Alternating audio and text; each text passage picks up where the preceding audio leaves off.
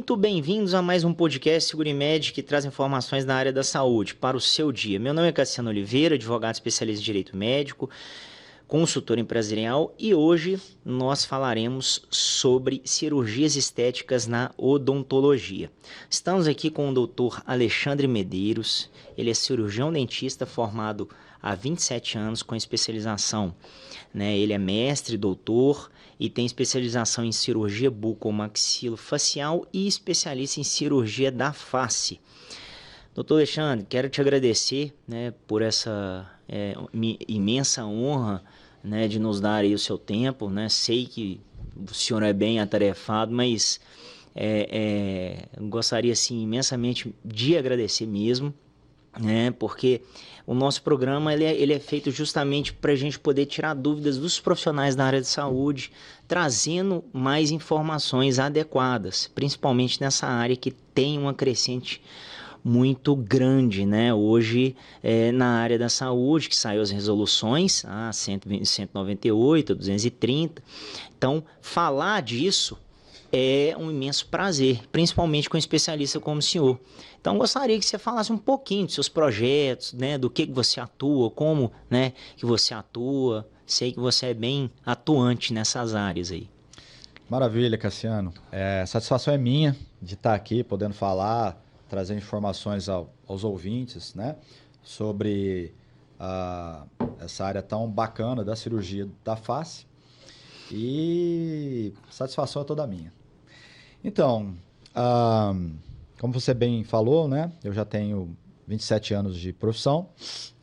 Desses 27 anos, 18 deles dedicados exclusivamente à cirurgia, e traumatologia bucomaxilofacial, na onde eu me especializei, e aprofundei na área de mestrado e doutorado. Então, eu sempre gosto de ressaltar que, para a maioria das pessoas, pode parecer que é uma área assim, muito nova dentro da odontologia brasileira, de trabalho, da odontologia brasileira. Mas, na verdade, não é. Já há pelo menos 2 décadas, o cirurgião bucomaxilofacial, efetivamente, ele é o responsável, nos maioria dos hospitais, os maiores hospitais, inclusive do Brasil, pelo setor de cirurgias, principalmente nas cirurgias de trauma, que são os pacientes que chegam acidentados, são os pacientes que necessitam de um tratamento de profundidade, não só de superficialização, de suturas, de dar ponto e primeiros socorros nesse sentido, mas do trauma mesmo, resolver os procedimentos que oferecem de imediato risco de vida do paciente. Então, já é uma área de atuação bem consagrada, mas infelizmente pouco divulgada, É uma coisa até que nós, profissionais, a gente tem cobrado bastante, do nosso conselho nos últimos tempos, essa maior divulgação, uma campanha de informação, efetiva, de larga escala da população. Por quê? Essa falta de informação, muitas vezes, leva ainda, muitas pessoas a... Não, mas o dentista pode fazer, cirurgias de face, cirurgias estéticas, da face. Não trata só dente? Não, o cirurgião dentista, assim como o médico que acabou de formar, ainda sem especialização, ainda sem um treinamento adequado, ainda na sua fase ali de clínico geral, esse não pode fazer. Nem, digamos, o médico, nem também o cirurgião dentista, da odontologia, porque ainda não tem o conhecimento e esse treinamento. Então, é necessário passar por esse período de especialização, que geralmente é em torno de 3 anos, mais ou menos aí umas 3.800, 4.000 horas de treinamento. Então, é muito importante, que a população saiba disso, porque muitas vezes acha que somente, né, a medicina, que é uma situação clássica, pode atuar ou está atuando, mas não é. Claro. No Brasil, né, assim como na maior parte do mundo, as profissões que dão acesso à parte cirúrgica, né, já regulamentada, principalmente pelo Ministério da Educação, né, que é quem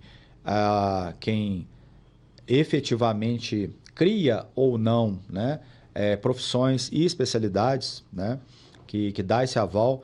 Os conselhos, né, só ressaltando, os conselhos de classe, eles são constituídos, nessas autarquias, para fiscalização do que está na lei constitucional, né?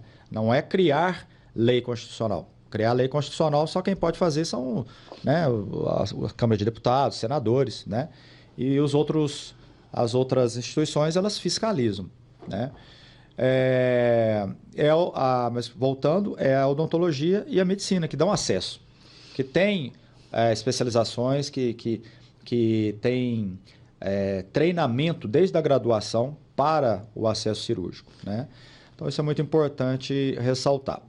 Bom, dentro disso, né, como eu vinha dizendo, é comum nós, cirurgiões e traumatologistas bucomaxilos, até por uma questão, né, visando ali já de imediato, né, o atendimento do paciente, no caso que chega ali numa emergência, né, da área cirúrgica ali, que estamos na linha de frente do trauma da face, já é uma situação comum, né, da prática diária, de nós fazermos acessos, né, para esses tratamentos, que são os mesmos acessos de uma cirurgia plástica, de uma cirurgia estética, né?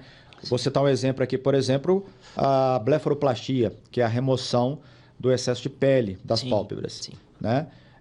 O acesso para tratar uma fratura de órbita, né, e de osso frontal muito passa por esse corte. A gente faz um corte aqui, né, na linha da dobra da pele, e com isso a gente consegue acessar toda essa área e tratar. Então, o que muitas vezes eu vejo que gera, eu diria até por um interesse mercadológico, econômico, né, esse desencontro de informações. Mas não pode porque nisso, mas enfim, se a gente for buscar no dia a dia, e principalmente na lei constitucional que criou a odontologia, né, em 1966, a Lei 5.081, mais precisamente no seu artigo 6º, lá fala que o cirurgião dentista, né, devidamente pós-graduado, especializado em cursos que são reconhecidos, credenciados pelo MEC, tem a liberdade, né, o direito jurídico. Então, enfim, ninguém está querendo espaço de ninguém, apenas, né, esse abrangimento, essa abrangência. Então, quando eu, né, terminei o meu doutorado, eu vi que ainda tinha poucos serviços de treinamento cirúrgico na área, né? Sim. Vamos colocar aí, isso não tem muito tempo, mas há mais ou menos uns 8 anos. E junto com outros colegas, vamos montar um curso, vamos montar uma especialização para, né, permitir que esses colegas tenham um acesso, principalmente, né, no caso, visando aqui Minas Gerais, visando, né, a abrangência estadual, mas isso, graças a Deus, foi além dessas divisas, né? Hoje eu tenho alunos de norte a sul do Brasil, né, de leste a oeste, norte a sul. Né, eu brinco que eu tenho aluno do Oiapoque ao Chuí. E isso, assim, é reflexo do nosso trabalho sério, né, um trabalho que realmente elevar o nível, né, desses profissionais e, principalmente, né, como essa oportunidade aqui, de divulgar para a população que não é só a medicina que tem esse acesso, essa prerrogativa legal e também, principalmente, né, de qualidade, de treinamento específico para oferecer à população, à sociedade. A odontologia também tem isso, né? Aí eu queria aproveitar de fazer uma pergunta, já que você disse que, né, tem cursos em todo o Brasil. Aí eu queria que você falasse um pouco aonde, né? Por exemplo, você vai em determinados estados e dá isso, né, nível Brasil, e também quais são os profissionais que podem fazer, né? Porque como a gente está falando aqui sobre, Ótimo. né, bucomaxilo, a gente acredita ali que sejam pessoas ligadas, né, sejam cirurgiões dentistas e tal, mas eu queria que você, né, falasse um pouco sobre isso. Ok, maravilha. Então, Cassiano, na verdade, assim, eu dou palestras e, né, participo de cursos, né, como professor inserido em muitos locais do Brasil. Mas para o aluno, assim, no caso comigo e com a minha equipe, ele tem que vir a Belo Horizonte, né? Porque aqui nós temos toda uma estrutura Entendi. de bloco cirúrgico, toda uma estrutura de apoio hospitalar, toda uma estrutura já desenvolvida e criada para isso. Então, essa especialização, né, que leva de 30 a 36 meses para ser concluída, né?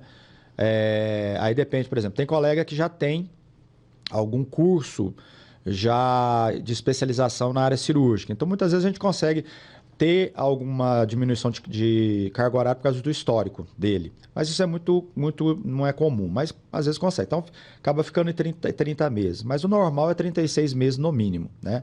De 36 a 40 meses, dependendo aí da questão do profissional. Mas ele tem que vir aqui. Não tem como a gente não ministra esse curso da totalidade fora, somente aqui. Sim.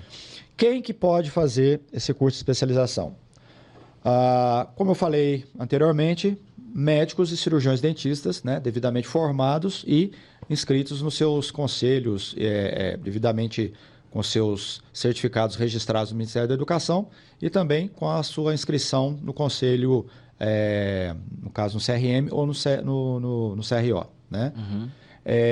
Bom, tanto isso ok, eles não precisam necessariamente já ter uma formação, porque justamente o curso ele é alongado para que ele aprenda de A a Z, para que ele tenha toda essa experiência e adquira esse know-how de treinamento que ele vai sair extremamente seguro e preparado para operar, né?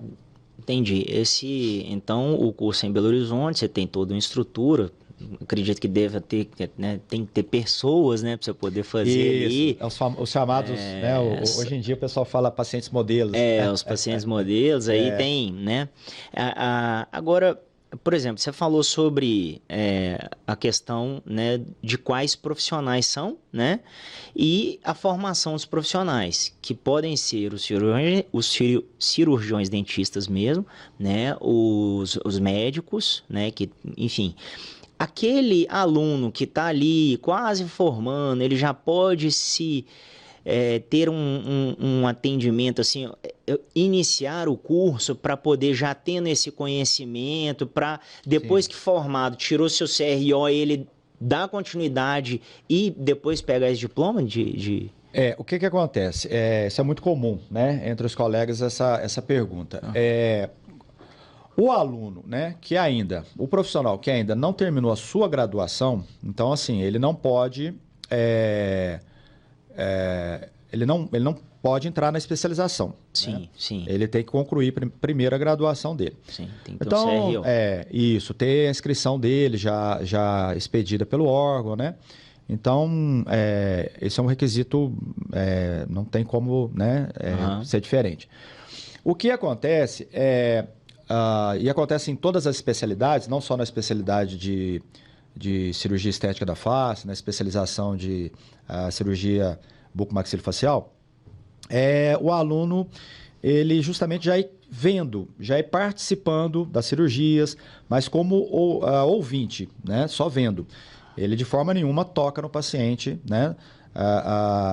Cirurgicamente falando, né? Porque não, enfim, a segurança do paciente está acima de tudo. Exatamente. Né? Então isso a gente não acontece, não libera. Mas ele já vai tendo, né? A gente chama de um curso de aperfeiçoamento. Geralmente de 4 a 6 meses, né? Interessante. Com encontros mensais, né? Aí ele vem, fica ali 3 dias com a gente acompanhando toda a equipe, né? o pré-operatório é assim, o transoperatório é assim, o pós-operatório vai ser assim. É até importante isso, né, a gente colocar isso aqui em voga, porque, como em outras áreas, para a gente poder ver se a gente quer aquela área, a gente precisa entender um pouco, Exatamente. a gente tem que passar.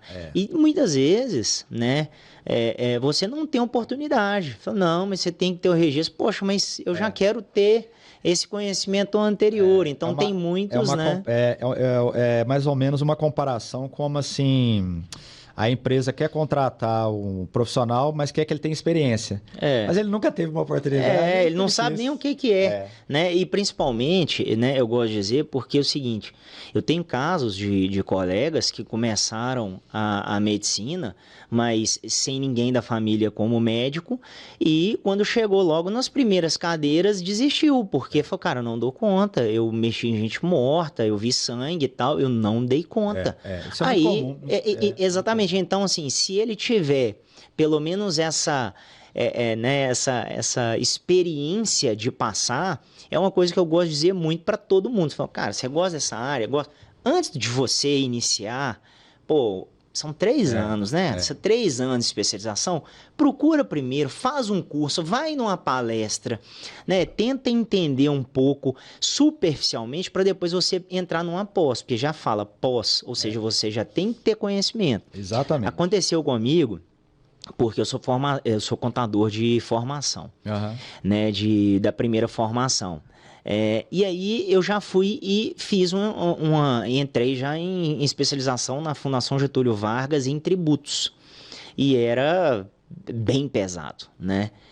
Vários termos jurídicos, e aí o pessoal falando em jurisprudência, eu não sabia o que era isso. Eu falei assim, meu Deus, o que esse povo tá falando? Você tem uma área que tem assim, uma terminologia específica, uma outra língua, o direito. O juridiquês, né? Aí eu falei assim, não, já sei o que eu vou fazer. Eu tive que parar no primeiro 6 meses, eram 2 anos, eu parei para iniciar direito, para eu voltar e depois finalizar. Só que olha como é que são as coisas. Eu comecei a fazer o direito, me apaixonei por outra área. E hoje eu estou aqui falando sobre direito médico. E eu gosto de falar sobre direito médico, cara. Olha para você ver como é que são as coisas. Então, é a vida. É a vida. Esses revés, eles são muito mais comuns do que a gente imagina. Que a gente imagina. Eu mesmo também sou um exemplo disso. Eu, quando comecei a graduação de odontologia, eu queria fazer... eu me lembro da primeira clínica assim, de cirurgia, extração, né, dentária. A hora que eu falei, não, essa área eu não quero, não.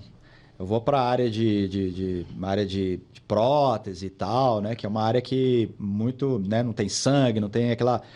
Aí, foi a minha primeira impressão, mas depois, terminando a graduação... E aí eu fui vendo... Com experiência, com maturidade. Exatamente. Você precisa de maturidade. Precisa de maturidade. Né? Você precisa ter um pouco, né, de... Hoje, assim, é interessante, porque hoje nós temos uma estatística de 20%. Por exemplo, vamos colocar aí, de cada turma de 10 alunos, 2 não desistem no meio do caminho. Porque justamente eles veem... que não é aquilo que eles querem, é muito... Porque realmente cirurgia é uma coisa pesada, né? Assim, para o cirurgião que gosta daquilo, assim, acaba se tornando um trabalho. Então, eu, por exemplo, muitos alunos falam, nossa, Alexandre, mas você corta, você dá ponto, você e tal, assim, você parece que e ao mesmo tempo você conversa com a gente, você explica. Você tá assim, tudo é experiência. Experiência. Não tem como. Eu falo, não, hoje é assim, mas nem sempre no início, foi assim, com certeza. No início eu tenho certeza que quando você aprendeu, você não podia nem conversar, né, na sala de cirurgia. Primeira cirurgia. Tá os instrumentadores ali, você tá assim, se a pessoa tá conversando, não, porque o futebol você tá assim, não piscava, né?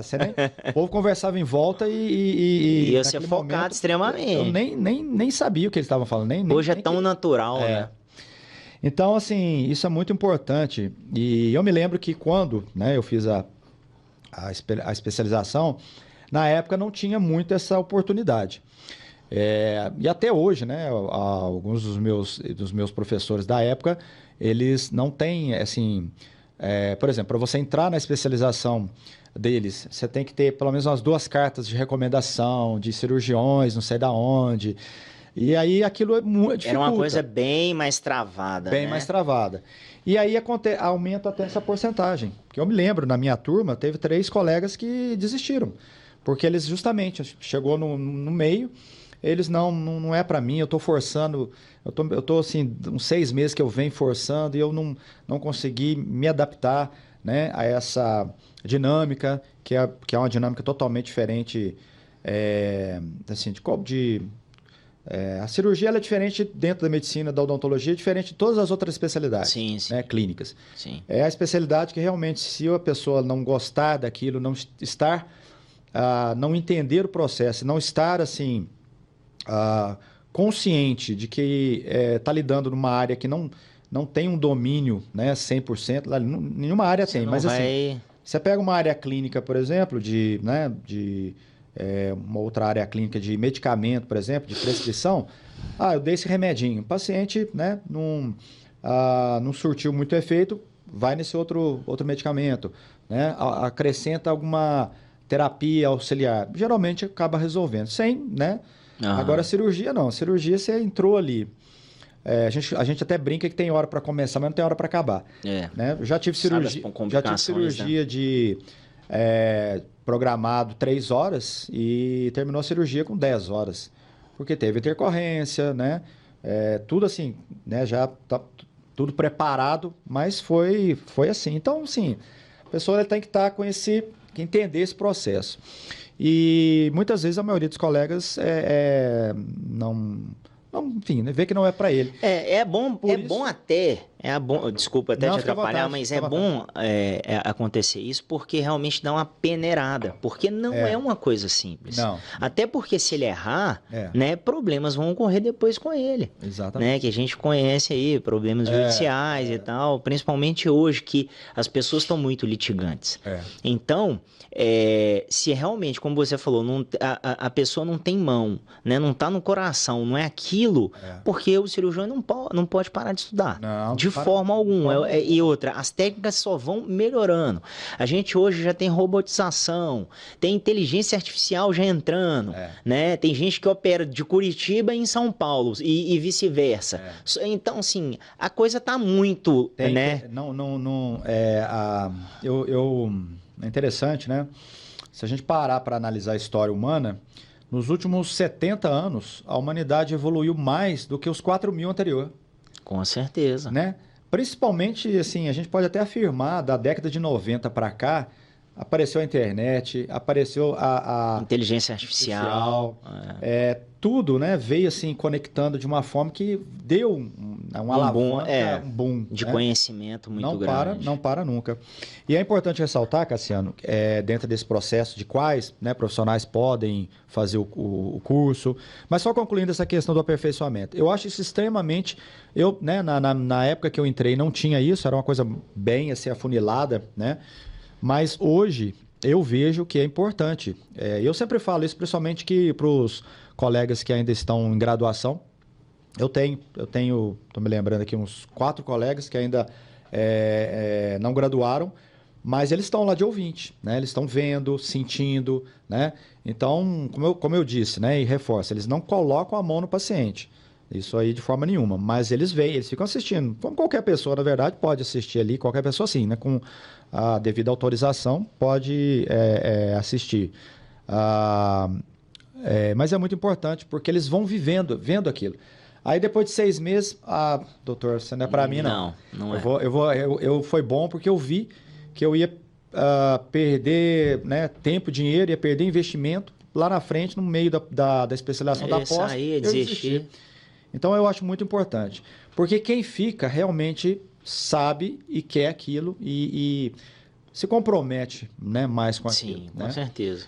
Outra coisa que é muito importante ressaltar também, que tanto na área da medicina, né, como na área da odontologia, como na área da biomedicina, como todas as áreas de saúde, né? Acho que acredito que todas as profissões, né, de alguma forma. Mas a área de saúde eu tenho visto mais. A gente vive um boom de rede social. né? Então, hoje é interessante porque hoje o que muitas vezes credencia o profissional é a rede social. Ó, fulano tem 500 mil seguidores, fulano tem não sei quantos mil seguidores. Opa, então, né? E muitas vezes a gente sabe que não é assim, né? Então, é importante, até para uma questão, né? Acho que em todos os sentidos. Sentido do paciente, principalmente, sentido do profissional, né? Sentido toda a cadeia envolvida. O paciente, ele procurar um profissional que realmente estudou e se preparou para aquilo. Tem as especializações, né, constitucionais. No profissional que quer se especializar, procurar também um centro de especialização que tenha, né, o credenciamento, que tenha toda uma estrutura, né, que favoreça isso para ele. Porque, infelizmente, a gente sabe de casos que acabam sendo desastrosos. Com certeza. O profissional não se qualifica adequadamente e ele já quer ter um retorno daquilo. E o paciente também, né? A gente sabe que, enfim, a gente vive num país em crescimento econômico, né? O Brasil não é, né, como países europeus, como nos Estados Unidos, no Canadá, que tem uma economia bem mais forte. Então, essa oscilação, né, faz com que aquele sonho do paciente, né, de ter aquilo, muitas vezes ele acaba recorrendo a um valor né, bem menos do que a média do mercado, mas aquilo, o profissional não vai conseguir oferecer uma coisa de qualidade para ele, né, por aquilo, né? Sim, sim. Por exemplo, igual também usa a seguinte comparação. O cara vai comprar um carro, o valor do mercado do carro é 50 mil. E aí ele, não, achei ali por 10 mil. Opa, tem alguma coisa errada, né? Na maioria das vezes vai dar problema. Então, assim, é muito importante que o paciente entenda, né, e o profissional também, que é um processo. Eu estou investindo, né, para oferecer uma coisa de qualidade ao paciente. O paciente entenda também que ele aquilo ali não é né, a cirurgia não é como comprar um produto, né?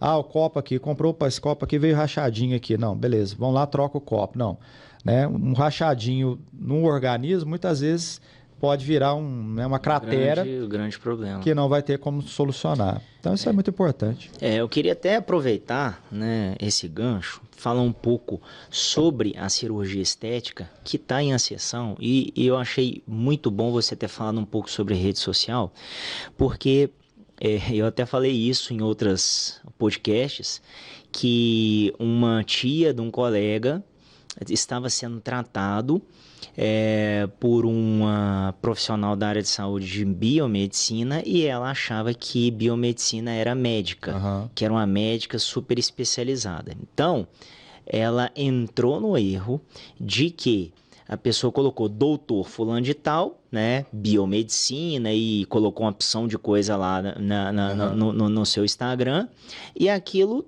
trouxe a atenção dela. E ela estava fazendo uma coisa bem complexa com uma pessoa que ali, eu não sei... Aquela devida qualificação. Treinamento e Exatamente. Tal. Então, isso entrou, sabe, doutor Alexandre, numa questão muito importante da gente conscientizar as pessoas. Porque essa geração Z, eles olham o número de seguidor. Fala assim, bom, vamos lá, o Cassiano é bom advogado, se ele tiver acima de 100 mil, é porque ele é bom mesmo. Mas se ele não tiver 2 mil, né, seguidor, é porque ele não vale a pena. Só que isso é o pior erro que a pessoa pode verificar, porque existem outras formas da pessoa te consultar, né? Entender um pouco da sua história. Eu gosto de dizer muito sobre a questão de indicação, né? As pessoas virem indicadas. Então, essa busca ela tem que ser um pouco mais criteriosa, não só olhando a rede social e ponto final. Com certeza. Né? Então, eu queria até, né, trazer isso para você falar um pouquinho, porque realmente a cirurgia estética ela está em ascensão. E aí, depois eu queria outra pergunta, porque nós temos a cirurgia estética, como você falou, de traumas, etc., e da cirurgia eletiva, que a pessoa vai lá, você falou de blefaroplastia, a pessoa quer ficar bonita, quer colocar botox, etc. Então, eu queria que você, né? Maravilha, muito boas perguntas e importantes. Então, é interessante que eu atendo, né, a algumas consultas novas e aí, assim, né, atendo consulta nova todo dia, mas me chama a atenção porque duas coisas que está se tornando muito comum. O paciente fala, não, doutor, porque eu consultei um profissional, né, um colega antes, consultei 2 colegas, 2 profissionais antes, você é o terceiro, você é o quarto, você é o segundo que eu consulto, e eu acho isso muito bom. Eu falo para o paciente, olha, isso é ideal. E quando paciente não comenta, eu até falo, olha, eu acho interessante você pegar uma segunda opinião, uma terceira, né, antes de resolver fechar comigo. E tem colegas que falam, Alexandre, você está doido? Né? Como que você fala isso para o paciente? Tipo assim, você fala para o paciente procurar um outro colega, você vai perder esse cliente, né? E aí eu comento, né, com os alunos, falo, olha, é justamente o contrário. A gente tem que incentivar o cliente, trazer ele para a realidade. Porque a partir do momento que ele resolve fazer uma cirurgia, né, eletiva, você até citou bem, uma cirurgia planejada, uma cirurgia plástica, uma cirurgia estética, ele tem que entender que, eu estou fazendo aqui, tirar um excessozinho da pálpebra, eu estou tratando uma deformidade aqui do osso, da maçã do rosto, eu estou tratando uma fissura lá palatal, eu estou tratando né, uma papadinha, mas ele tem que entender que a cirurgia tem um processo para chegar a esse resultado. Vai ter inchaço no pós-operatório, vai ter dor, né? Muitas vezes vai ter uma inflamação que vai agudizar, que é preciso tratar, isso gera desconforto, né? Em casos mais, digamos, casos, né, não é comum, mas em outros casos pode ter infecção, aquilo vai atrapalhar um pouco o resultado, vai ter que fazer um retoque dali 1 ano, né? Então, quando o paciente ele faz, né, pega 1, 2, 3 opiniões, isso eu acho bacana, porque ele entende, opa, peraí, né? Não é uma coisa tão simples a cirurgia como parece que é, né? A geração, né, Z que você falou, infelizmente tem muito isso, né? Porque eles vão muito pelo apelo do marketing das redes sociais e não observam isso, né? Infelizmente também muitos profissionais não tendem a isso, né? Tendem já a mostrar só o lado bom da coisa, mas a gente sabe que tem um lado também ruim, tem um lado que é preciso considerar como processo de chegar até lá, né? Processo biológico e tal. E assim, eu acho muito importante,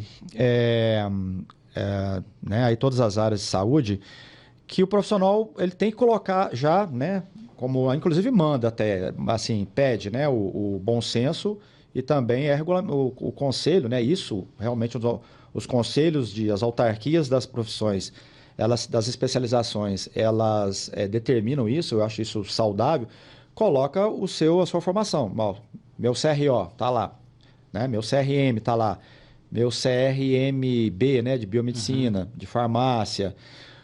Porque para o profissional isso é muito importante, porque, querendo ou não, tanto tem, né, profissional que infelizmente, né, quer só visando dinheiro, como tem paciente também que, peraí, né, deu errado, aconteceu alguma coisa, eu vou falar que eu não sabia, vou falar que, né, eu fui enganado. E aí, enfim, peraí, como, né? Tá aqui no meu receituário, em tudo, os pedidos de exames, tudo que eu te solicitei, na conversa que a gente teve, né? Tá tudo. Como que você falou que. Muita né? gente tem os termos de consentimento assinados. É extremamente importante, né? Tem que ter. Eu gosto de dizer, eu atendo, né, cirurgiões dentistas que faziam operações na área estética e falam, nossa, Cassiano, eu tenho que fazer. Não tenho. Eu falei, gente, isso é a coisa mais importante, porque é o documento mais importante. Porque você falar para ele que pode acontecer intercorrências, pode ter decência, enfim, e roxidão ou outros problemas de infecção. E depois, né, a pessoa vem e fala assim, pô, pô, mas olha aqui, não ficou bom, você vai ter que refazer, parará, assim. Tem que ter, né? Você tem não, que ter o peraí, não é documento, bem assim, olha aqui, preto o no branco, né? Exatamente, porque, infelizmente. E esse foi mais um episódio podcast Segurimed, Gestão de Risco Profissional, um canal para saber tudo sobre a área da saúde. Não deixe de nos seguir, compartilhar e dar o seu like. E se quiser saber mais sobre o assunto, entre no link que está logo abaixo ou o link da biografia do nosso canal. Um forte abraço e até o próximo episódio. Obrigado.